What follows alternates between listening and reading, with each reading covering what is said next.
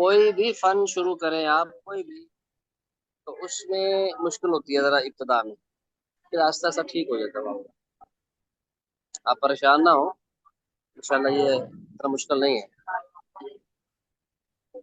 जी साजी ये जो शातियात है ये सारी ज़बानी याद करते हैं या कुछ अशार वगैरह या कुछ हिस्सा याद करना है नहीं ज़बानी? नहीं नहीं नहीं, सारी जुबानी नहीं याद करते। देखिए, असल मकसद होता है किरात को निकालना। ये तो अभी मुकदमा चल रहा है ना, तो मुकदमा के बाद जी जो है वो आपके जो असल सबक शुरू होगा जिसमें किरात आएंगी।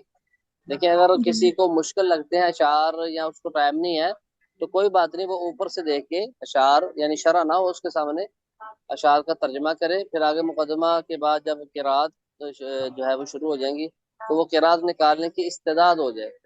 लेकिन जब अशार को याद करेगा तो उसको ज़्यादा फायदा इसलिए होगा कि वो, उसको पता होगा कि फलां शेर से दलील है, किरात नहीं करे यार, वो जुबानी दलील देने की इस्तेदाद रखता हूँ। अगर किसी को अशार याद नहीं भी होते तो वो कोई हर्ज नहीं, लेकिन ये है कि उसको कम से कम सबक तो आना चाहिए, इतना भी काफी है। जी साजी। लेकिन अगर याद करेंगे तो ये बहुत बेहतर है, इसकी बरकत भी है याद करने की, इसकी बरकत भी है जुबानी याद करने की। जी तो साजी। ये अलबत्ता सारी शाद भी नहीं थी, ये तो 1173 अशार है, सारे नहीं। अगर याद भी करेंगे तो हम सिर्फ उसूल याद करेंगे, जो कि 200, 250, 300 शेर होगा, वो याद करेंगे हम। तो जी वो आपको ज्यादा आसानी हो जाएगी। जब इजरा शुरू होगा ना तो इंशाल्लाह आपको बहुत ये मजा भी आएगा पढ़ने का, और आपको बड़ा जो है ना वो आसान भी लगेगा। आप पढ़े। وأخلق به إذ ليس يخلق جدة جديدا مواليه على الجد مقبلا وقارئه المرضي كالرمثاله كالقطرب حاليه مريحا وموكلا هو المرتضى أمن إذا كان أمة ويممه ظل الرزانة قنطلا. जी जी बिस्मिल्लाहिर्रहमानिर्रहीम। व अखलिक बिही इज़ लैसा यखलुक जिद्दतन जदीदन मुवालीही अलल जिद्दी मुक़बिला। व अखलिक बिही, और किस कदर लायक तहसीन है। व अखलिक बिही, और किस कदर किस कदर लायक तहसीन है। लायक तहसीन है। इज़ लैसा यखलुक जिद्दतन, इद क्योंकि नहीं पुराना होता, जिद्दतन अपनी ताजगी में, अपनी ताजगी में पुराना नहीं होता। नहीं होता। जदीदन मुवाली है, शरफ वाला, जदीदन का बना शरफ वाला, तरफ मुवाली ही इसके खुदमा, यानी कुरान पाक के जो खुदमा हैं वो शरफ वाले हैं, इज्जत वाले हैं। अलल जिद्दी, कब, जब कोशिश करते हुए, मुकबिला मुतवज्जा होने वाले। यानी मतलब क्या कि कुरान में जिद्दोजहद करना ये बड़ा लाके तहसीन है, क्योंकि इसकी जिद्दत कभी भी पोशीदा नहीं होती। कुरान पाक कभी जो है वो पुराना नहीं होता, बेशक।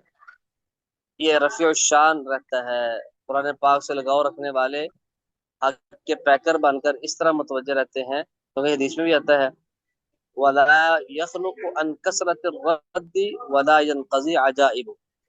ये तिरमिज़ी की रिवायत है कि कुरान कसरत से विर्द, कुरान को कसरत से पढ़ें या कुरान का कसरत से विर्द करें तो ये किताब पुरानी नजर नहीं आती, और न ही कुरान पाक के अजायब खत्म होते हैं। कुरान पाक जितना पढ़ेंगे उतना आपको मजा आएगा। एक किताब आप एक दफा पढ़ें, दो दफा पढ़ें, आप उफ्ता जाएंगे, तीसरी दफा पढ़ने को दिल नहीं करेगा, यार ये पहले पढ़िए। लेकिन जी कुरान पाक बिल्कुल। को जितना भी आप पढ़ेंगे आपको उसमें लुत्फ आएगा। और जो कुरान का कारी होता है उसको जब जैसे जैसे मशक करेगा उसके पढ़ने में खूबसूरती आएगी, उसके लहजे में जो है उसकी आवाज में खूबसूरती आएगी। और अगर इसके मानी में अगर आप गौर व फिक्र करें, मफाहिम को देखें, तो आपको वहां से अजीब अजायब मिलेंगे, वहां से आपको जो है वो इल्म मिलेगा। हर दफा के मुताले में आपको नया इल्म मिलेगा। तो ये इसका मतलब है। बात समझ आ गई जी। जी साजी। जी सर। वक़ारिउहुल मर्ज़िय्यु, और उसका कारी यानी कुरान का पढ़ने वाला, कुरान का कारी।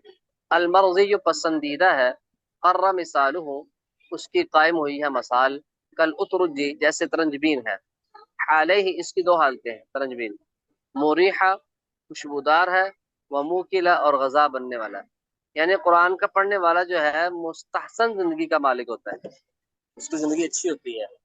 حدیث میں بھی آتا ہے نا کہ قرآن پڑھنے والا جو ہوتا ہے اس کو اللہ تعالیٰ نکمی زندگی سے، قرآن کے قاری کو حافظ کو نکمی زندگی سے اللہ محفوظ رکھتے ہیں، اور اس کی قرات اور اس کے عمل کی وجہ سے حدیث میں اس کو ترنجبین سے تشبیہ دی گئی ہے۔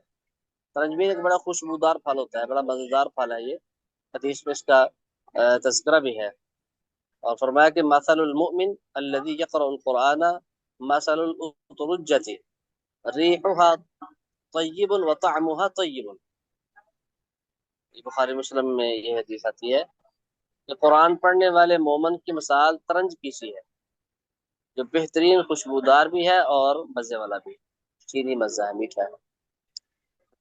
تو مومن کی مثال بھی اسی کے ساتھ تشبیہ کی کہ جس گھر میں قرآن پڑھا جائے وہاں شیطان نہیں آتے، اور وہاں پہ جو ہے وہ برکت ہوتی ہے۔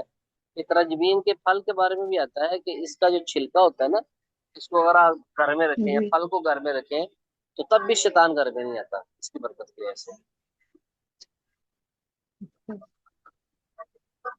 هو المرتضی اور وہ پسندیدہ ہے، وہ پسندیدہ اما قائد ہے، پیشوا ہے، اذا کان امہ جبکہ وہ ہو امہ جامع الخصائل اچھی عادتوں، ویممہ اور اس کا قصد کرتا ہے ذل الرزانہ وقار کا سایہ، تنقلا تاج کسرا بنتا، مطلب کیا ہے کہ قرآن کا جو قاری ہے یہ اچھی عادتوں والا ہو، اس کے اندر اچھی عادتیں وہ آگے بیان کریں گے، اچھی عادتیں کون سی ہوتی ہیں، تو وہ لوگوں کے لیے پیشوا ثابت ہوتا ہے، اور وہ اپنے مقاصد کے لحاظ سے وہ پسندیدہ ہوتا ہے، بس میں آ گئی، اور عزت وقار شرف بزرگی یہ تاج کسرا بن کے جو ہے وہ اس کا ارادہ کرتی ہے، یعنی عزت اور شرف جو ہوتی ہے ویسی ہوتی ہے جیسے تاج کسرا ہے اس کے سر پہ، کیونکہ فضائل جو ہے اور برکتیں جو ہے اس میں بکثرت موجود ہے۔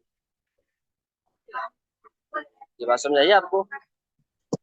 جی استاد جی تو فرمایا هو المرتضی وہ قاری پسندیدہ ہے، اما پسندیدہ پیشوا ہے، اذا کان امہ جب جامع الخصائل ہو، ویممہ ذل الرزانہ اور ارادہ کرتا ہے وقار کا سایہ، تنقلا کوہ گرا بن کر یا تاج کسرا بن کر۔ ٹھیک ہے جی، آج یہ 3 شعر ہی رہنے دیں کیونکہ بعض کو نہیں یاد تو پھر مشکل ہو جائے گا، تو کل انشاءاللہ کوشش کریں کہ آپ یاد کریں، اگر کسی کو یاد نہیں ہوتا یا ٹائم نہیں ملتا تو کم از کم وہ اشعار جو اس کو حل کر کے لائے، ٹھیک ہے جی، وہ بھی انشاءاللہ اس کے لیے فائدہ مند ہوگا۔ جی استاد جی